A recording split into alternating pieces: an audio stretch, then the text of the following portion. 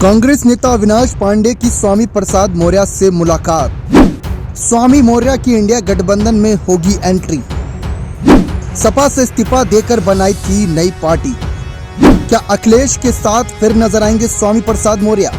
जी हां, लोकसभा चुनाव 2024 को ध्यान में रखते हुए सत्ताधारी दल बीजेपी के खिलाफ इंडिया अलायंस बना, जहां पर सपा कांग्रेस एक साथ आती नजर आई। इसी क्रम में कांग्रेस यूपी में गठबंधन धर्म के तहत 17 सीटों पर चुनाव लड़ने के लिए पूरी तरह से तैयारी में जुटी हुई है। वहीं कांग्रेस के महामंत्री और उत्तर प्रदेश प्रभारी अविनाश पांडे ने पूर्व कैबिनेट मंत्री और राष्ट्रीय शोषित समाज पार्टी के राष्ट्रीय अध्यक्ष स्वामी प्रसाद मौर्य से मुलाकात की। राष्ट्रीय शोषित समाज पार्टी के अध्यक्ष स्वामी प्रसाद मौर्य ने इसकी जानकारी खुद एक्स पर दी।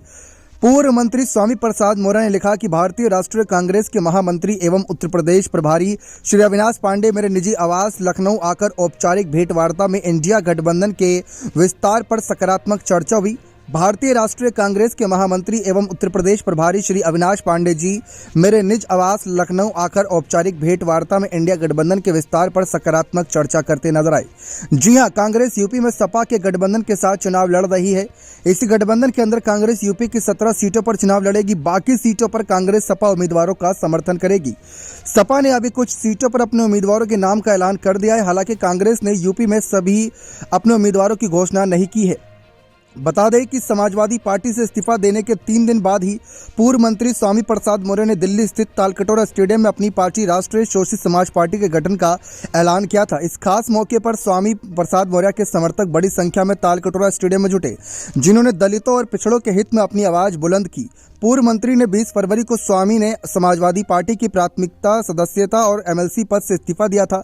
उनसे जब इस्तीफे की वजह पूछी गई तो उन्होंने कहा था कि पार्टी दलितों के साथ भेदभाव कर रही है, इसलिए उन्होंने अपना रास्ता अलग कर लिया।